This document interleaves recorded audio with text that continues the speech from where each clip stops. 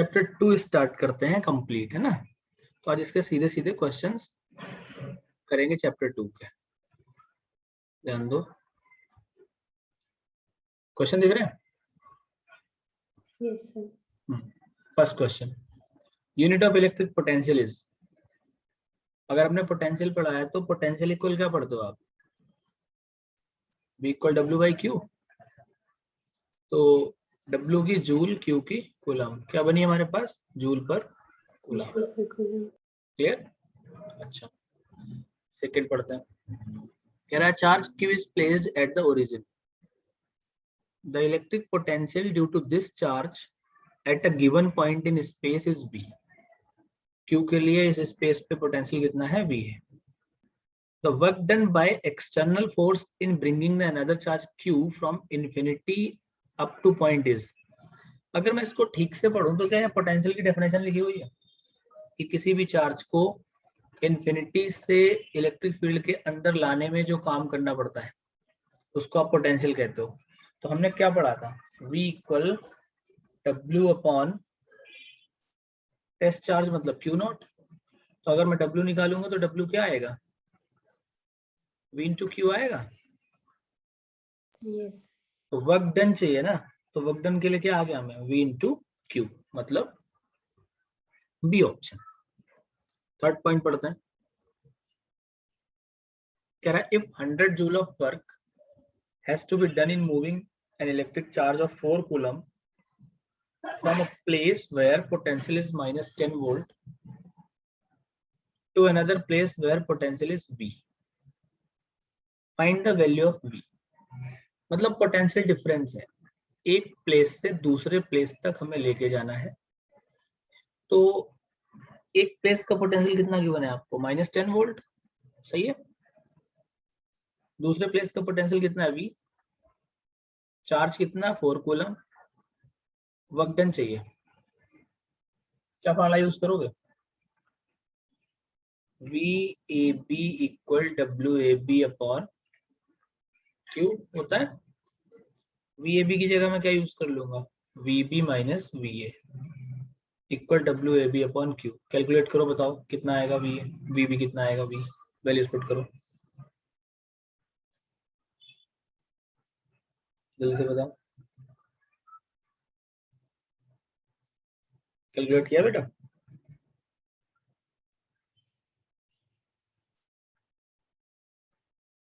कितना आया?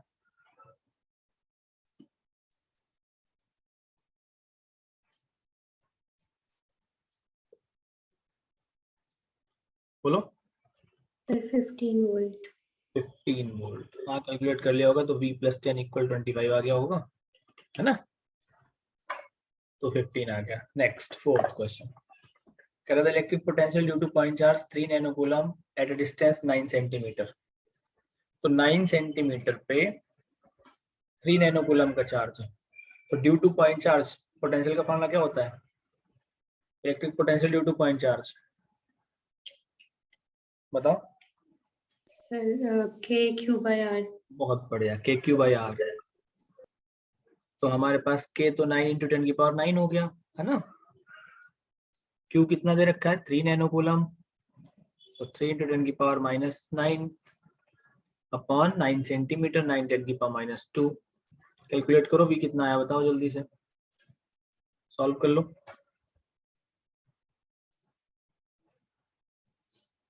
तो V कितना आ जाएगा? सॉल्व किया बेटा KQ/R से। नैनो कूलम को कूलम में कन्वर्ट कर लो, सेंटीमीटर को मीटर में कन्वर्ट कर लो, और इसके बाद आप सीधा V निकाल दो, कितना आएगा?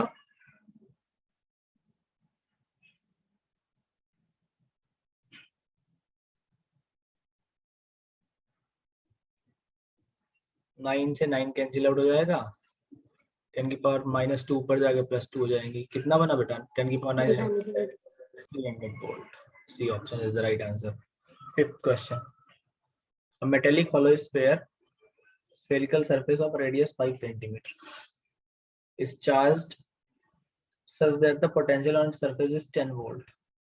The potential at the center is। तो फिफ्थ अगर मैं क्वेश्चन देखूं तो अगर ये 10 वोल्ट था सरफेस पे, तो क्या इक्वी पोटेंशियल सरफेस पे हर जगह पोटेंशियल सेम होता है? पोटेंशियल तो हर जगह कांस्टेंट होता है ना बेटा? Yes, sir. तो कितना रहेगा आंसर? क्या आना चाहिए तुम्हारे हिसाब से?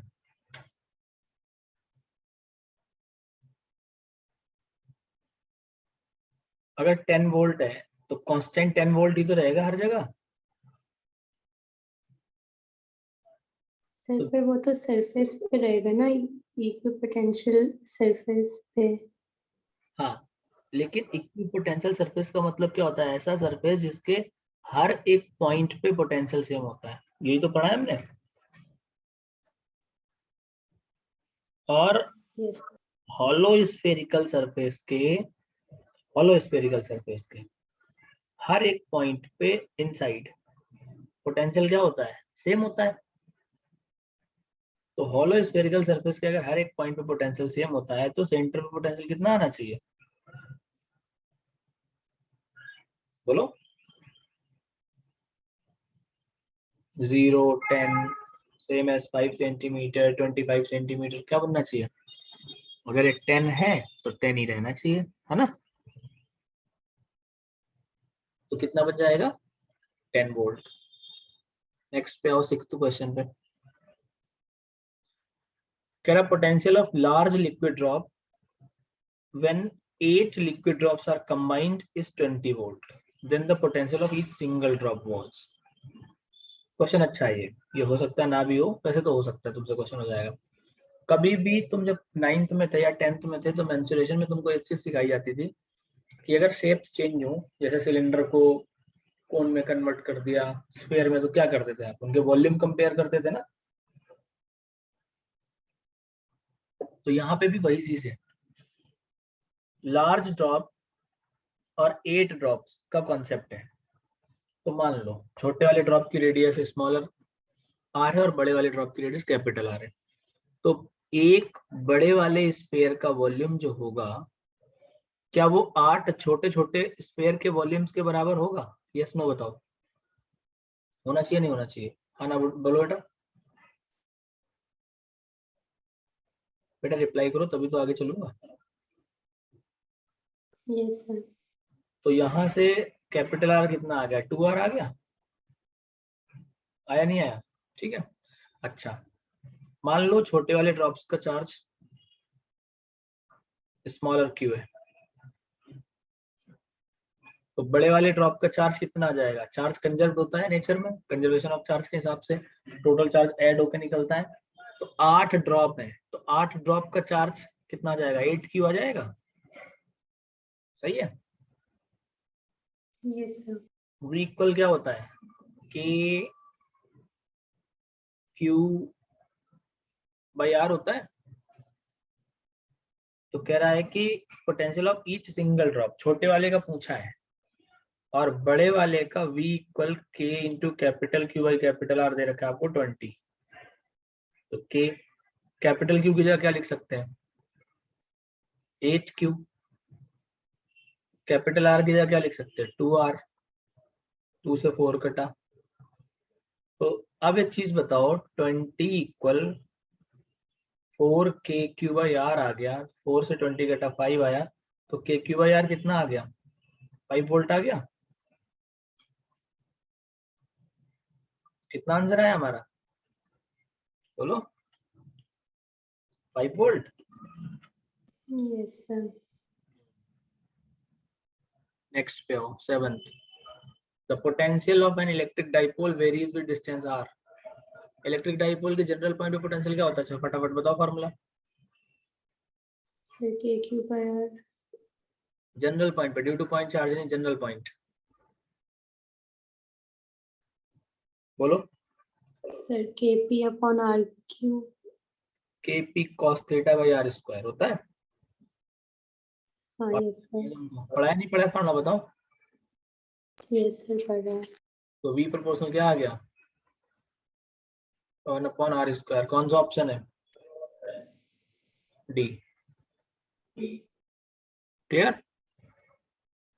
अच्छा, 8th नंबर कह रहा था potential in the equatorial plane of a dipole having dipole moment p equatorial line पे पोटेंशियल कितना होता है?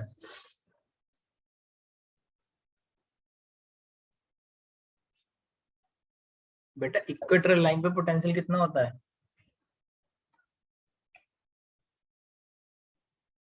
बोलो। सर 0। 0। तो 0 कोई ऑप्शन है? Yes sir. है? Yes sir. तो 0 ऑप्शन इसका राइट माना जाएगा। ठीक है, तो 0 मतलब B option is the right answer.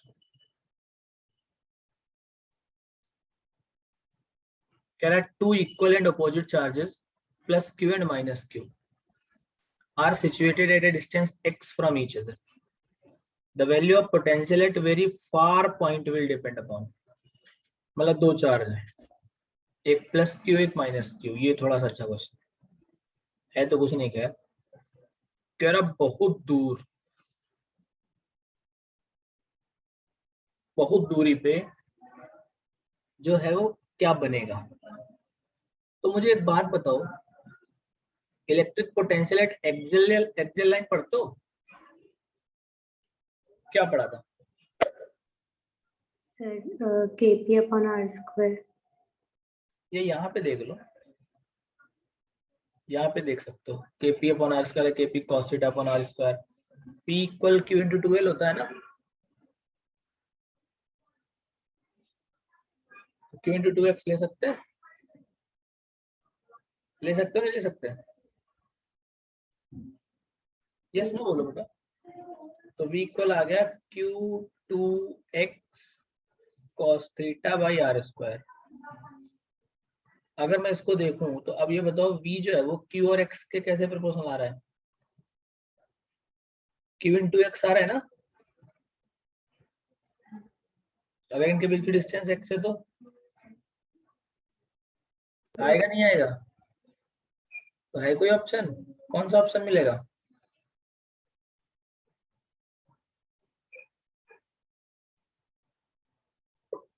बताओ।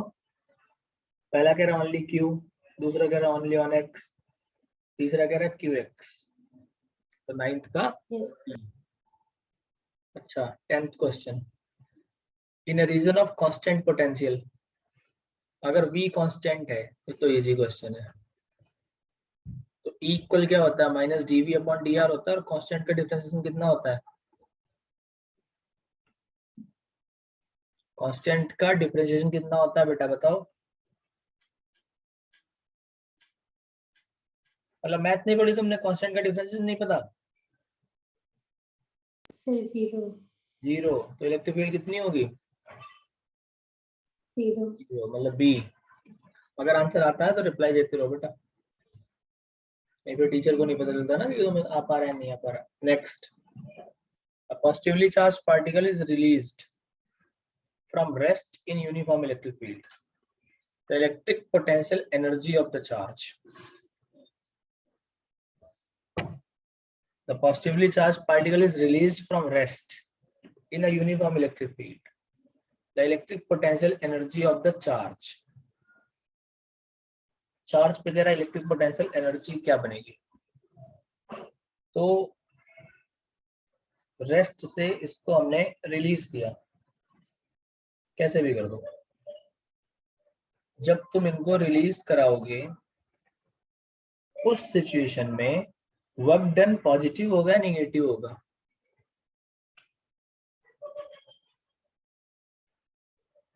वर्क डन पॉजिटिव होगा या नेगेटिव होगा, पूछ रहा हूँ। कोई भी चीज रिलीज होगी, फॉलिंग सिचुएशन होगी, फॉलिंग सिचुएशन में वर्क डन जो होगा वो पॉजिटिव होगा। वर्क डन पॉजिटिव होने की वजह से पोटेंशियल एनर्जी डिक्रीज होगी। अब डिक्रीज होगी तो अलोंग द फील्ड या अपोजिट टू द फील्ड, बताओ। रेस्ट से अगर वो रिलीज हो रहा है तो अलोंग द फील्ड तो चल रहा होगा, सोचने वाली बात है। बता दो मुझे, हाँ या ना बताते रहना, मैं सही बोल रहा हूँ कि गलत। तो अलोंग द फील्ड आपकी जो इलेक्ट्रिक फील्ड है वो क्या होगी? डिक्रीज होगी, ठीक। तो decrease because charge moves along the electric field, बिल्कुल सही बात। समझ आया कि नहीं आया पहले बताओ, हाँ या ना बताओ। Yes sir. 12th नंबर कह रहा है A, B and C are points in a uniform electric field, the electric potential, ये तो बता लोगे। पोटेंशियल का फॉर्मूला क्या होता है, K/R। Yes sir. तो डिस्टेंस कम पोटेंशियल ज्यादा, डिस्टेंस ज्यादा पोटेंशियल कम। Yes sir. तो डिस्टेंस किसमें कम है, A B C D E। Sir A में सबसे कम है, फिर सी, फिर बी। यही तो फंस गया ना। चार्ज तो यहाँ से देखोगे ना, फील्ड तो यहाँ से निकली होगी, इधर से कहीं से फील्ड यहाँ से ओरिजिनेट हो रही है ना, ऐसे। Yes sir. उसमें सबसे कम है बी पे। तो पोटेंशियल यस सबसे सर। ज्यादा किसका आया, बी का। उसके बाद सी का, उसके बाद ए का। बनेगा नहीं बनेगा। तो अगर मैं इसको ठीक से देखूं तो पोटेंशियल किसका सबसे ज्यादा था, ए का, बी का, सी का, किसका ज्यादा था बताओ। सर ए का, फिर बी का। बी का पोटेंशियल सबसे ज्यादा था। Next, equipotential surfaces at a great distance from a collection of charges whose sum is not zero। ये तो पता है, बहुत सारा कलेक्शन है जिसका सम जीरो नहीं है। तो फैमिली ऑफ इक्विपोटेंशियल क्या बनती है, स्फेरिकली तो बनती है ना। तो स्फीयर्स बन जाएंगे। इक्विपोटेंशियल सरफेस हमने पढ़ा हुआ है। नेक्स्ट 14th आपसे कह रहा है तो electrostatic potential energy between proton and electron separated by distance 1 angstrom. यहाँ प्रोटॉन है, यहाँ इलेक्ट्रॉन है, 1 एंगस्ट्रॉम पे चाहिए डिस्टेंस है, कोई दिक्कत नहीं। पोटेंशियल एनर्जी का फॉर्मूला क्या होता है, KQ1Q2/R होता है। तो चार्ज ऑफ प्रोटॉन देखो, K की वैल्यू 9 × 10⁹। अब इसका एक तरीका बताऊंगा। चार्ज ऑफ प्रोटॉन पॉजिटिव होता है, चार्ज ऑफ इलेक्ट्रॉन निगेटिव होता है, जो वैल्यू होती है, और R तो है 1 × 10⁻⁻10। तो आंसर पॉजिटिव आएगा निगेटिव आएगा बताओ। नेगेटिव। निगेटिव। और ऑप्शन में निगेटिव कितने हैं, एक है या दो या तीन है, चार।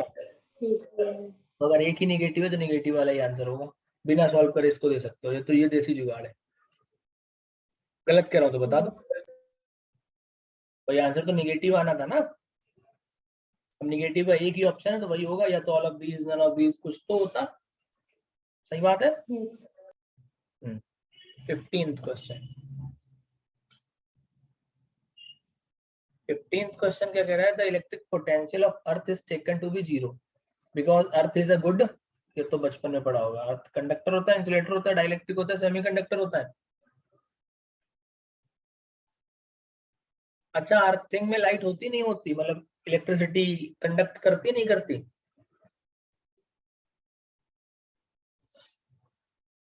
सोच के बता। अर्थिंग से कनेक्ट करते हो तुम किसी को,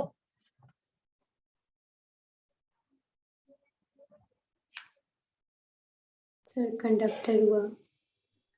कंडक्टर हुआ, बिल्कुल सही बात है। अर्थ क्या है तुम्हारा, गुड कंडक्टर। Next 16 number. ये अच्छा क्वेश्चन है, टफ नहीं है लेकिन है इजी, लेकिन होने लायक है। कह रहा suppose system of two charges as shown below placed in external electric field. हाँ, पहली बात तो जहाँ पे लिख रहा हूँ बेटा तुम्हें दिख रहा है कि नहीं दिख रहा है, जहाँ पे लिख रहा हूँ मैं कॉर्नर पे, दो चार्जेस यस सर। Q2। मैं लेके आऊंगा इनको। अगर मैं लेके आता हूँ तो सबसे पहले Q1 को लाया होगा तो W1 वर्क हुआ होगा, Q1 V1। Q2 को लाया होगा तो Q2 V2 वर्क हुआ होगा। फिर इनका कॉम्बिनेशन भी तो बनाया होगा, तो कॉम्बिनेशन एनर्जी बनाई होगी KQ1Q2/R। तो ये फॉर्मूला समझ आ गया कि नहीं आया।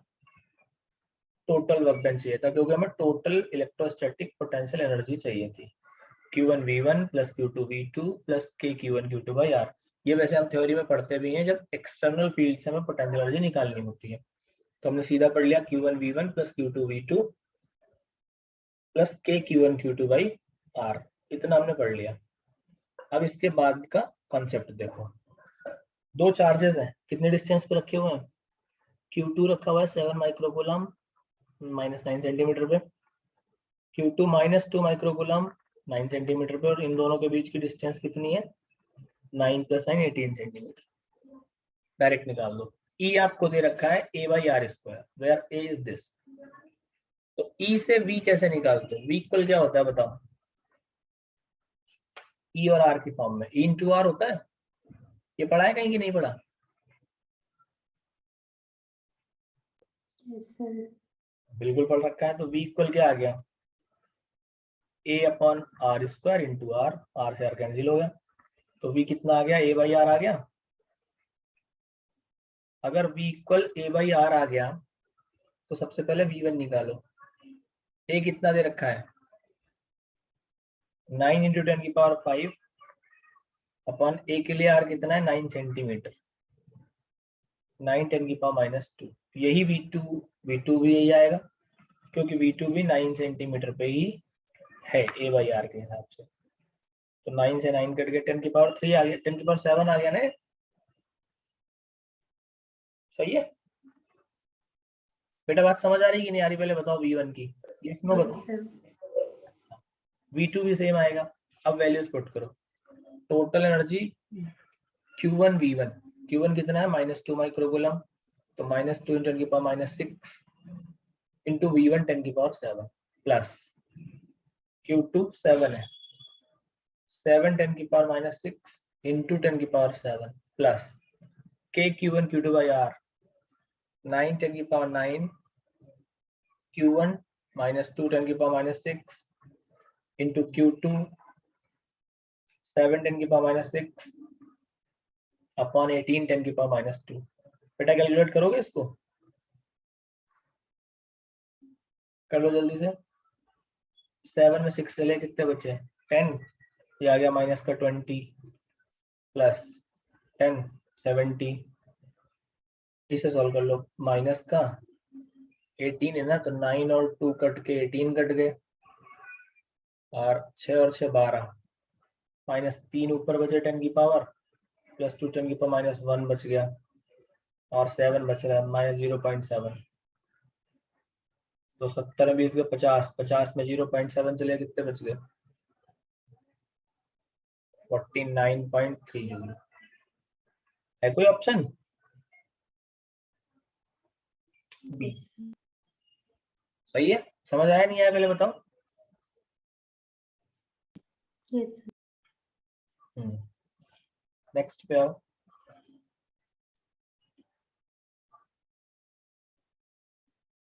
Number. An electric field of 1000 volt पर मीटर, ये क्या है? E is applied to electric dipole at an angle theta, 45 हो गया। The value of electric dipole moment is इतना, ये P हो गया।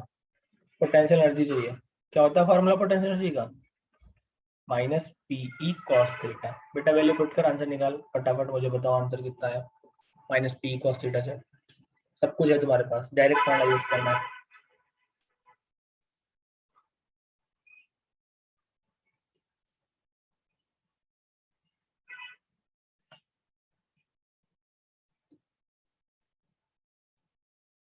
कितना आया?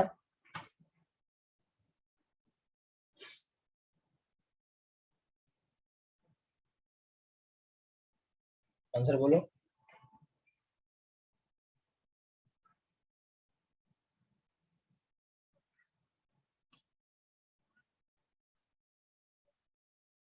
अभी तक कैलकुलेट नहीं हुआ? sir, इतना टाइम? ऐसे तो 0.77 मार्क्स कम आएंगे फिर।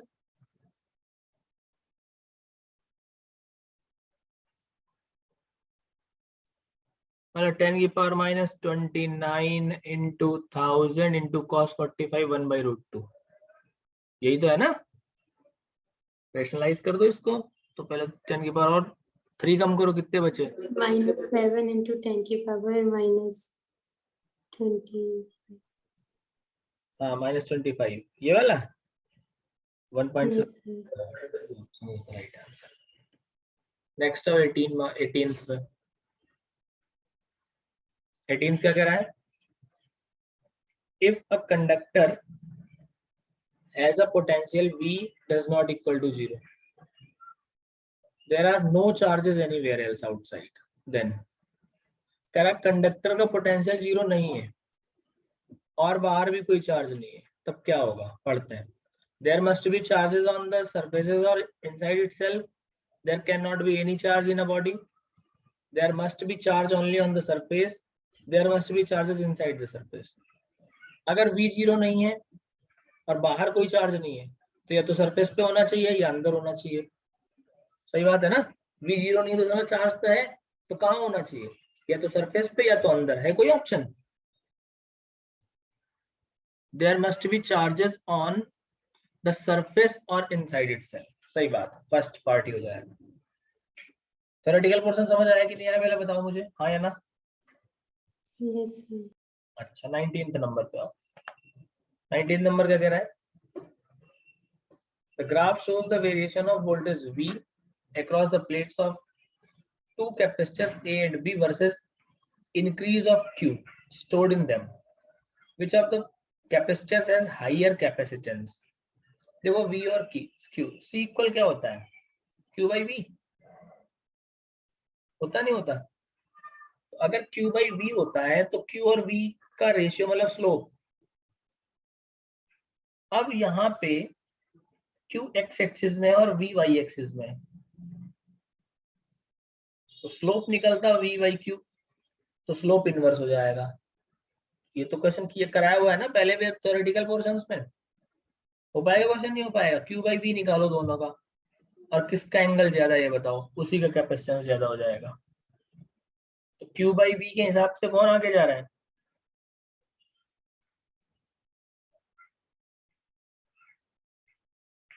V by Q में एंगल किसका ज्यादा है? V by Q में B का. तो Q by V में किसका होगा? A का. तो साफ साफ दिख रहा है. तो हायर कैपेसिटेंस बेटा किसका आएगा बोलो? रिप्लाई दो बेटा, मुझे पता है तुम कर पा रहे हो, लेकिन रिप्लाई तो दो. Sir, A का. Good. 20 number. Two plates of capacitors are at -10 volt and +30 volt. If the separation between the plates be 2 meter, electric field between them. Easy question है. कैपेसिटर की दो प्लेट है, एक -10 वोल्ट पे है, दूसरी 30 वोल्ट पे है. सेपरेशन उनके बीच की 2 मीटर है, तो इलेक्ट्रिक फील्ड क्या होगी? कैसे निकालोगे? इक्वल होता है dV by dr. पढ़ा है? Yes. dV क्या? Change in potential. -10 और 30 के बीच में पोटेंशियल डिफरेंस कितना आया? -10 और 30 का -V by dr होता है ना. तो -10 और 30 के बीच में पोटेंशियल डिफरेंस कितना है बोलो? 40 वोल्ट का. और dr कितना है? 2. 40 by 2 कितना आया? E equal Yes, sir. 20 volt पर मीटर. है कहीं option? A is the right answer. Next 21. The electric potential difference between two parallel plates is 2000 volt. ये potential difference है. If the plates are separated by 2 mm, ये क्या हुआ? Distance. Then what is the magnitude of electrostatic force on each charge? ये Q दे रखा है. Located midway between the plates. ये एक फॉर्मूला मैंने बहुत पहले पढ़ाया था आपको, F इक्वल QV. पढ़ा है हमने? पढ़ा है नहीं पढ़ा? Yes. Q अपनी जगह, और क्योंकि V और D दिया हुआ है तो E की वैल्यू V अपॉन D लगा लो.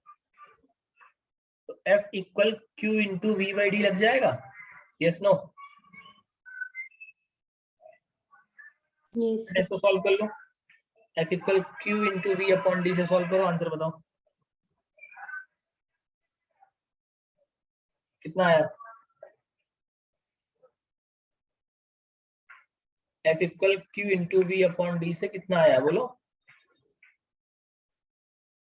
जल्दी से सॉल्व कर ले.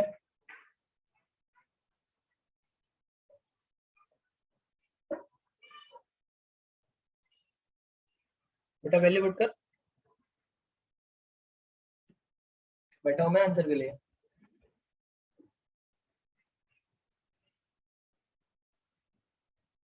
4 न्यूटन। 4 न्यूटन, बहुत बढ़िया, ये option is the right answer. 22 पे आओ। A parallel plate capacitor has circular plates of radius 8 cm. Plate separation 1 mm। तो इतना डेटा लिख लो, बाकी नेक्स्ट पेज में मिलेगा आपको। रेडियस कितनी आ गई 8 सेंटीमीटर और डिस्टेंस कितनी आ गई 1 mm। अगले पेज पे है इसका बाकी का question. The charge on the plates if potential difference is 100 volt. Radius कितनी थी 8 सेंटीमीटर ना, और डिस्टेंस कितनी थी 1 mm। चार्ज चाहिए, पोटेंशियल दे रखा है 100 वोल्ट, कैपेसिटर की बात कर रहा था। तो एक काम करो, R और D से निकाल लो C। कैसे? A epsilon not by D। पढ़ाया पढ़ाया नहीं पढ़ा फॉर्मूला बताओ। Yes sir. बेटा गुड। A की value pi R square, D mm centimetre convert कर लोगे, C आ गया, V आपको दे रखा है Q चाहिए, Q इक्वल CV लगा देना। लगा दोगे? हिंट नोट कर लो, सोल्यूशन निकाल लेना। कर लोगे ना? Yes sir. 23।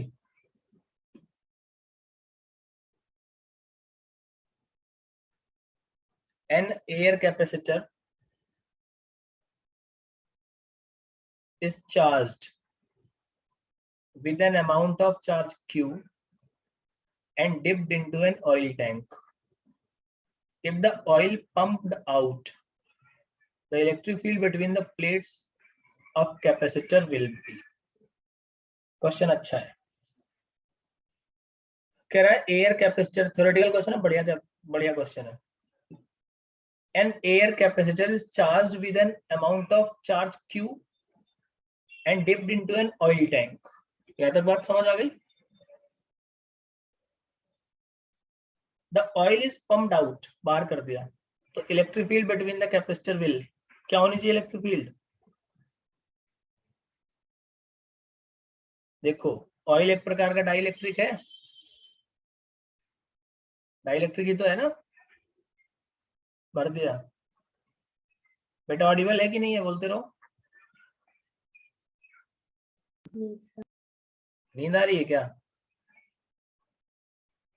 या क्वेश्चन नहीं समझ आ रहा है? दो ही बातें हैं, या तो क्वेश्चन नहीं समझ आ रहा है तो नींद आ रही है, दोनों में क्या हो रहा है? कोई नहीं सर। तो मन नहीं लग रहा क्वेश्चन में? नहीं सर लग रहा है। नहीं सर लग रहा है कि दो मतलब है? मन लग रहा है नहीं लग रहा बताओ। सर लग रहा है। तो क्वेश्चन करना है, अच्छा क्वेश्चन है ये, इसी क्वेश्चन में नींद मत मारना। कई बच्चों को ये डाउट है, इसका मैं एक दिन नेट में सोल्यूशन देख रहा था, गलत दे रखा है उन्होंने इंटरनेट पे इसका सोल्यूशन। क्या कह रहा क्वेश्चन? एयर कैपेसिटर में तुमने ऑयल टैंक भर दिया, तो जाहिर सी बात है भैया, E इक्वल क्या होता है? सिग्मा बाई एप्सिलॉन नॉट, और सिग्मा इक्वल क्या होता है? Q। तो Q by A epsilon not होता है। E नॉट की बात कर ली हमने, ठीक है। जब ऑयल भर दोगे तो क्या होगा? E मान लो, कोई ना कोई डाइलेक्ट्रिक आ जाएगा, Q बाई के एप्सिलॉन नॉट आ जाएगा। बिल्कुल सही बात है। अब E इक्वल क्या होता है? E नॉट बाई के। तो E नॉट बाई के रखा तो इलेक्ट्रिक फील्ड क्या हुई? K टाइम्स डिक्रीज हुई है ना, या इंक्रीज हुई है? बताओ। सर डिक्रीज हुई है। डिक्रीज हुई, तो आंसर आया आपका decrease. Clear? Yes. Next, the parallel plate air capacitor has a capacitance 18 microfarad। ये क्या दे रखा है? C। if the distance between the plates is tripled and dielectric medium is introduced between the capacitance becomes इतना 72 microfarad, the dielectric constant of the medium is। बढ़िया question. देखो air में formula क्या होता है? A epsilon not by D होता है। तो आपको A epsilon not by D दे रखा है क्वेश्चन में 18। क्वेश्चन नंबर 1 मान लो, डिस्टेंस कितनी कर दी ट्रिपल, तो डी कितना कर दिया आपका 3D, और कोई ना कोई के लगा दिया, तो कह रहा है कैपेसिटेंस हो गया 72, तो K A epsilon naught upon 3D equal दे दिया 72, तो 3 मल्टीप्लाई में गया, तो K A epsilon not by D equal कितना आ गया, या ऐसे ना पुट करके तुम एक स्टेप और शॉर्ट कर लो, A epsilon not by D कितना दे रखा है बेटा 18, तो a इंटू 18 अपॉन 3 इक्वल 72, 18 से 3 घटा 6 टाइम्स में, 6 72 कितने टाइम्स में कटता है 12 टाइम्स में, तो k कितना आ गया 12, आया नहीं आया, बता समझ नहीं आया, समझ आया कि नहीं आया पहले बताओ। यस सर आ गया। क्वेश्चन हो रहा है ना, इजी है क्वेश्चन, ज्यादा टफ नहीं है। 25, a parallel plate capacitor is made up of two dielectric blocks in series, effective dielectric constant k, ये तो तुम्हें मैंने थ्योरी में सीधा सीधा क्वेश्चन कराया है, इस क्वेश्चन के बारे में ज्यादा हमें जानकारी चाहिए ही नहीं, सीधा क्वेश्चन हमने इसका किया हुआ है, और इसका आंसर कौन सा आता था, k1 k2 d1 plus d2 upon k1 d2 plus k2 d1, ये आप थ्योरी में सीधा देख सकते हो, वैसे इसको समझने का बढ़िया तरीका है, सीरीज में कनेक्टेड है ना ये, तो सीरीज में इस तरीके से बनेंगे ये C1 C2, C1 C2 निकाल के 1/c equal 1/c1 plus 1/c2 आप कर सकते हो, ठीक है, इसको करके देखोगे इस क्वेश्चन का, नहीं ना हो तो मेरे से अगली क्लास में पूछ लेना, ठीक है। Next 26, 3 capacitors each of capacitance C and of breakdown voltage V are joined in series, the capacitance of the combination will be, combination of क्या, हमें capacitance का combination चाहिए, कितना छोटा क्वेश्चन है, सीरीज का फॉर्मूला क्या होता है बोलो sir 1/c is equal to 1/c plus 1/c plus 1/c plus 1/c, तो 1/c इक्वल 3/c, तो c इक्वल कितना आ गया c/3 आ जाएगा, यस सर। लिख दो सीधा ये option. 27, 3 capacitors 3 microcoulomb 6 microcoulomb 6 microcoulomb are connected in series with a source of 120 volt, the potential difference across the 3 microfarad capacitor, ये तीन कैसे जुड़े हुए बेटा, सीरीज में जुड़े हुए हैं, 120 वोल्ट से लगे हुए हैं। ऐसा क्वेश्चन करने के लिए आप क्या करते थे बताओ, सबसे पहले हिंट दे रहा हूं मैं इस क्वेश्चन की, टोटल कैपेसिटेंस निकाल लोगे सी नेट, हाँ ना बोलते रहो, जल्दी जल्दी बोलो, टाइम नहीं है इतना क्योंकि क्वेश्चन बहुत सारे हैं, अब तुम्हें केवल यस नो बोलते रहना, सी नेट निकाल लोगे, वहां से वी दे रखा है 120, यहाँ से क्यू नेट निकाल लोगे, यस सर। क्योंकि क्यू सब में सेम होता है, तो मैं 3 माइक्रोफैरेड के लिए चाहिए, तो क्यू यूज कर लोगे जो आपने निकाला, सी यूज कर लोगे 3, क्या वी नहीं निकल जाएगा, यस सर। पक्का, यस सर। मैच कर लेना, 60 आएगा आंसर, करके देख लेना। Capacitance between points A and B, सबसे इजी क्वेश्चन है, ये दोनों कैसे जुड़े हुए हैं, ऊपर वाले सीरीज में, और वो नीचे वालों के साथ पैरेलल, तो बिना पेन कॉपी उठाए डायरेक्ट बताओ, 2 और 2 का सीरीज कितना आया 4, अरे सीरीज का फॉर्मूला क्या होता है कैपेसिटेंस का, सर अपॉन कर, हाँ तो कितना आया 2 और 2 का सीरीज सर 1, 1, और 3 के साथ पैरेलल कितना बना 4, 4, तो आंसर क्या आ गया 4 माइक्रोफैराड। 4 microfarad, good.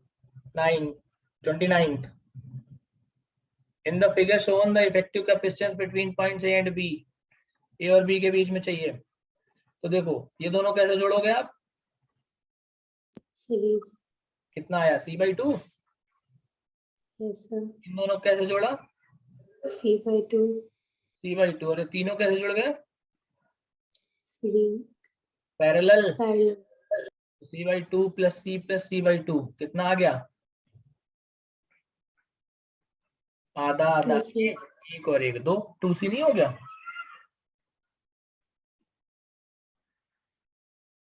कुछ गलत लिख रहा हूँ क्या? ये सर सही है। सही है। 30 number. A parallel plate capacitor is made by stacking of n equally spaced plates connected alternately with the capacitance between any two plates C, then the resultant capacitance. n number of capacitors हैं, तो अगर n plates हैं, ऐसे सोचो practically, positively जा रही हैं up to n terms, तो कितने कैपेसिटर बनेंगे? बोलो, n प्लेट्स में कितने कैपेसिटर बनेंगे? 2 प्लेट खराब हो जाएंगे तो n-1 बनेंगे ना? Yes sir. तो नेट कैपेसिटेंस क्या आ गया? n-1 into C। ठीक है? यस। अगले पे आओ, 2-4 और करते हैं पहले क्वेश्चन। 31 देखो। In the circuit shown in figure below, the potential difference across 4.5 microfarad capacitor. अच्छा क्वेश्चन है ये। इसका भी वही कॉन्सेप्ट। सबसे पहले क्या निकालोगे? बताओ। सी नेट। फिर बेटा जल्दी बोलो, सी नेट के बाद क्या निकालोगे? करना नहीं है, हिंट लो। बोलो जल्दी बोलो, फटाफट। भूल गई मैंने अभी क्या बताया है। जब एक हाथ के लिए आए तो सी के बाद क्या निकाल लोगे आप? क्यू। क्या निकालोगे? सर क्यू और फिर वी। हाँ, फिर वी इसके लिए। बोला क्वेश्चन, जल्दी बोलो। Yes sir. ना हो तो मैं करा दूं, हो जाएगा। सर हो जाएगा। हाँ, 32 पे आओ। Across each of the two capacitors of capacitance 1 microfarad and a potential difference of 10 volt is applied. Then positive plate क्या लिखा? Then positive plate of 1 is connected to the negative plate. The other and a negative plate of 1 is connected to the positive plate of the other. After contact, charge on each plate will क्या होना चाहिए? कह रहा है across two capacitor of capacitance 1 and potential difference 10 volt is applied.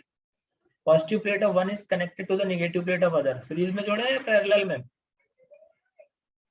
एक की positive दूसरे की नेगेटिव जुड़ी हुई है, तो जाहिर सी बात है सीरीज होगी, है ना? Yes sir.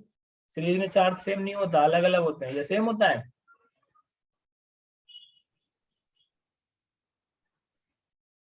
Then the positive plate of 1 is connected to the negative plate of other and negative plate of 1 is connected to the positive plate of other. एक की पॉजिटिव दूसरे की नेगेटिव से कनेक्ट किया है, ऐसे जोड़ा है, ऐसे। ये नेगेटिव है, ये पॉजिटिव है, ऐसे जोड़ दिए ऐसे, इस तरीके से। हाँ, मैं गलत जोड़ रहा था। तो अगर ऐसे जोड़े हैं तो भैया चार्ज तो डिफरेंट होगा लेकिन जीरो नहीं होगा, कुछ ना कुछ तो जाएगा ना दोनों में, है ना? तो C part. Next, work done in placing a charge of इतने coulomb on a condenser of capacity इतना। वर्क डन चाहिए। वर्क डन मतलब एनर्जी। क्यू दे रखा है, सी दे रखा है, निकाल लोगे एनर्जी? Yes sir. पक्का? Yes sir. कौन सा वाला यूज करोगे?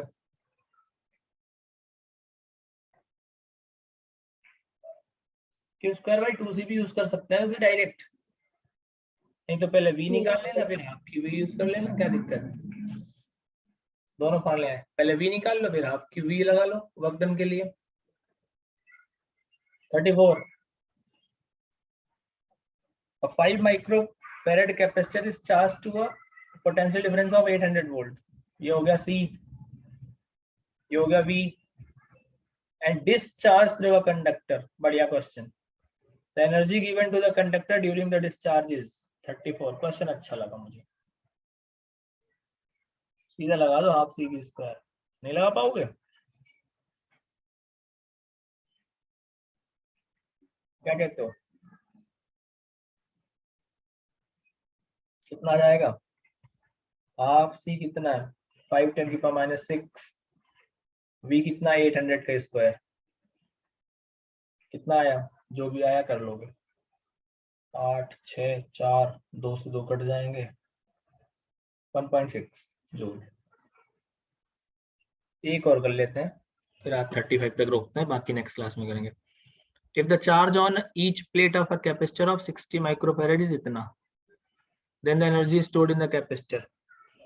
सेम क्वेश्चन है, Q स्क्वायर बाई 2Z लगा देना, नहीं कर पाओगे? हो जाएगा सर। जाएगा। तो एक काम करना, 35 तक करके रखना, ये मैं अभी तुमको PDF भेज दूंगा, अभी भेज दे रहा हूँ तुम्हें, ठीक है? आगे का ट्राई करना, जो नहीं होंगे कल करके फिर नेक्स्ट चैप्टर पढ़ेंगे, ठीक है? ओके बेटा, थैंक यू।